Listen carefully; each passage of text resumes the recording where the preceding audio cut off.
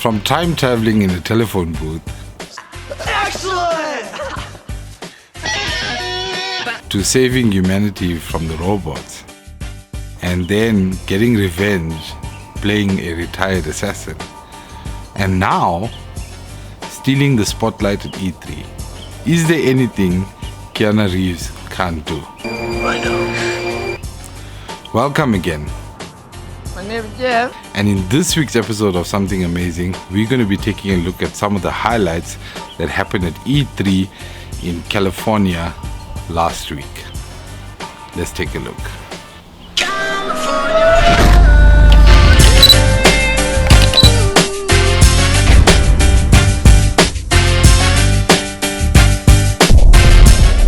E3 is the biggest gaming expo in the world, and it's held once a year. Basically, all different gaming houses or different companies showcase what games they have coming up in the future and any new added features for current games that are out there.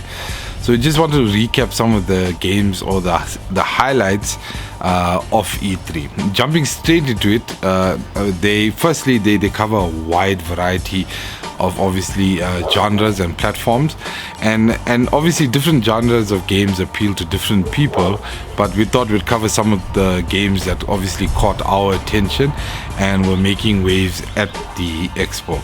So firstly, Nintendo has been around for a long time, and a lot of people nowadays use the Nintendo Switch. So one of the big titles that was announced for the Nintendo Switch was The Legend of Zelda Awakening, and that's set to launch on September 20th of this year.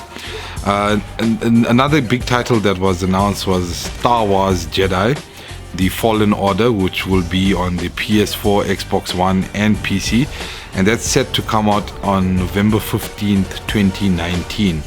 Basically, it covers events after Palpatine's Order 66, and the demo that they showcased showed off Cal Kestis, who is a Jedi Padawan, and he basically displays his force powers, and his assistant droid, which rides on his shoulders, unlocks doors.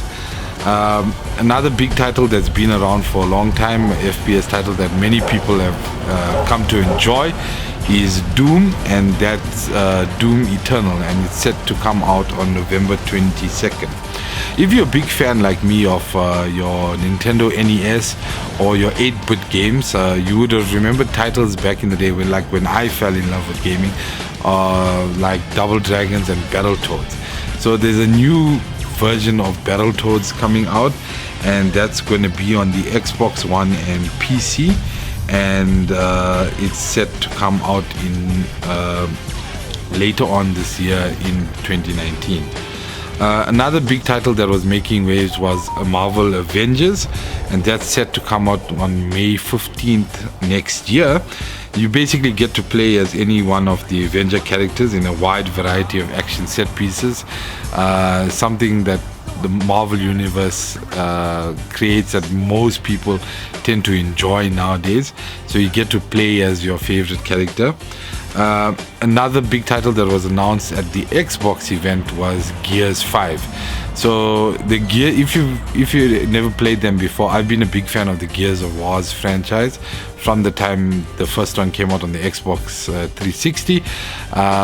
They've changed the title now. It's no longer Gears of War, it's now Gears 5, and that's set to come out on September 10th, 2019 on the Xbox One. And they also announced that they're going to have an online mode up to 3 players, and celebrating the new Terminator movie that's going to be coming out, you will be able to get Terminator skins in the online mode, which is pretty cool, I think. The other big game that was announced at the Xbox event was Cyberpunk 2077, and that's set to come out on April 16th next year. It's basically a first action RPG set in the so-called Night City, and they had a celebrity appearance which actually created a lot of hype around this game at E3. So they basically had Keanu Reeves, who's actually in the game with his voiceover and the character that looks just like him, but he plays a character in the game named Johnny Silverhand. And that's going to be an interesting. The demo and the footage that was shown of the game looks very interesting. The graphics are crisp and clean, and that's set to come out next year. So it's going to be interesting to see as well more videos and more clips and trailers of that game does come out in the future. Moving on to the tech side of things, Xbox announced their new Xbox console that's going to be coming out in the holidays next year. So you're looking at maybe October towards December, just before Christmas, and it's basically called Project Scarlet. It's probably the Xbox One. Maybe this is going to be the Xbox 2, but they haven't said anything about that, but they just named it Project Scarlet. And basically the console is going to be rocking SSD. It's going to be running 120 frames per second, up to 8K resolution, similar to what was announced by PlayStation.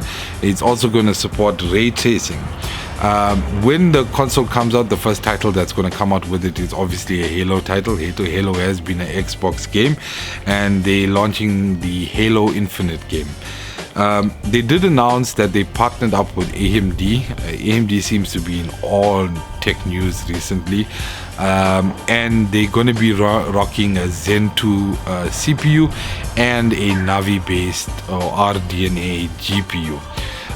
It's a special CPU and GPU that they are developing with AMD, but like the PlayStation, they both of them said that they're going to be supporting ray tracing. So probably in the future we are going to be seeing ray tracing Navi GPUs that are coming out, but more information about it when we discuss AMD next. So AMD also had an event launch at E3, and basically they announced the two graphics cards that are going to be coming out next month, and that is the RX 5700 and the RX 5700 XT. The 5700 is going to be a direct competitor to the 2060, which is coming in at a price point of $379 versus the $349 that the 2060 costs currently.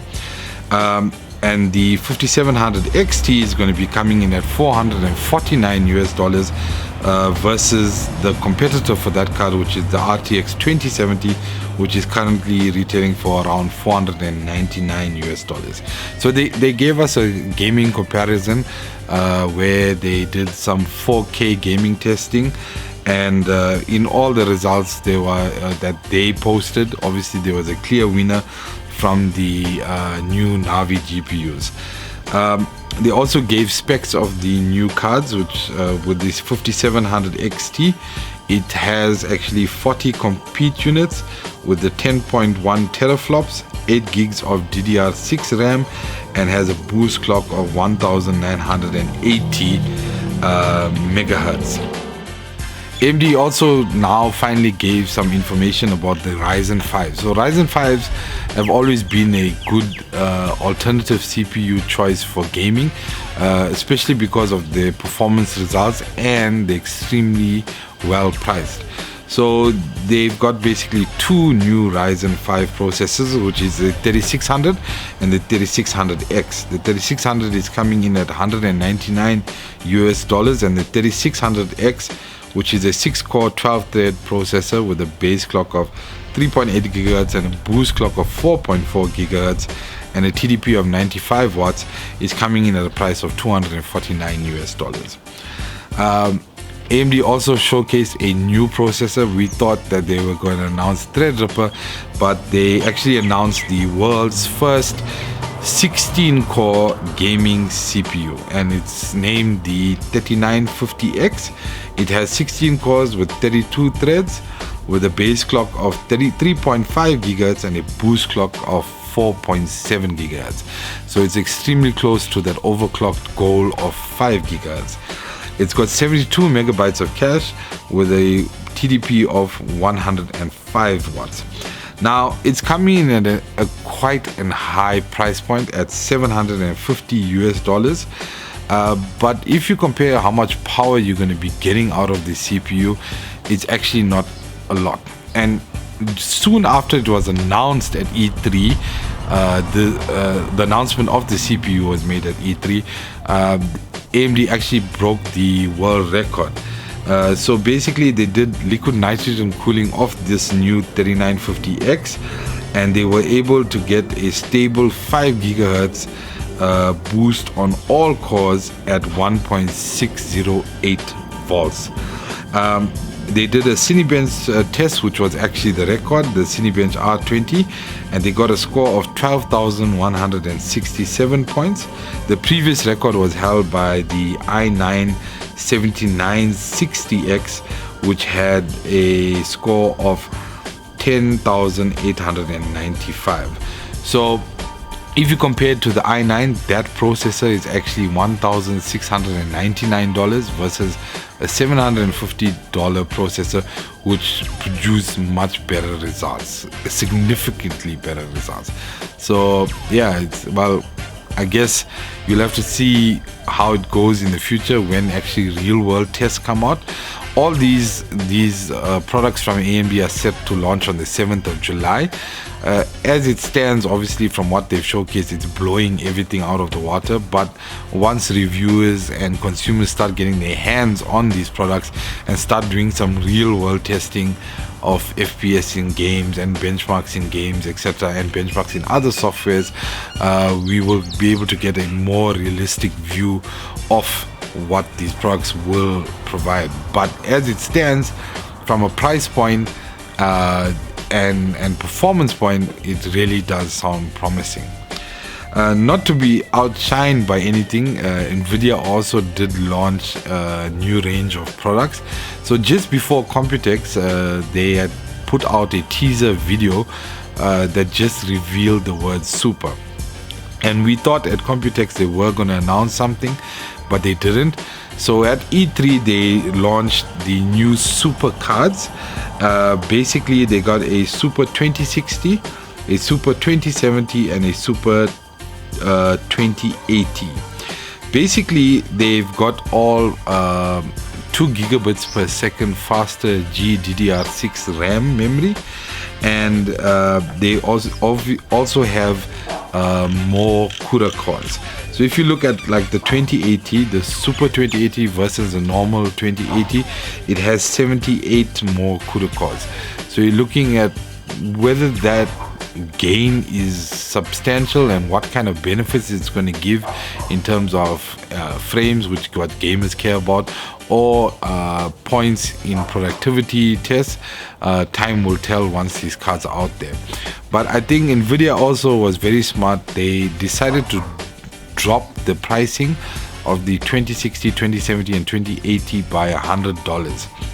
So in essence, they're bringing down the price of the 2060, for example, from $349 down to $249, which makes it significantly cheaper than the new Navi 5700 that's coming out. Whether it's going to be beneficial, it's probably a tactic to make sure that they get the market share, but I think AMD priced their card according to the Nvidia counterpart, but now Nvidia has dropped their prices, and I think the real result will be once people get their hands on these cards and start doing real world comparisons, and then you'll be able to make up your mind. Do you go for Nvidia? Do you go for Navi? But as it currently stands, RTX and Nvidia, the RTX 2080 Ti still seems to be the strongest gaming GPU out there. So they've got that record, but we don't know what AMD has in store in the next few months, or as they are rolling out their new generation of Navi cards. Obviously there's going to be stronger ones that are coming out, especially if the consoles like PlayStation and Xbox are saying that they're going to support 8K resolution with high frame rates and ray tracing. So probably we're looking at stronger GPUs coming out towards the end of this year, or probably early next year.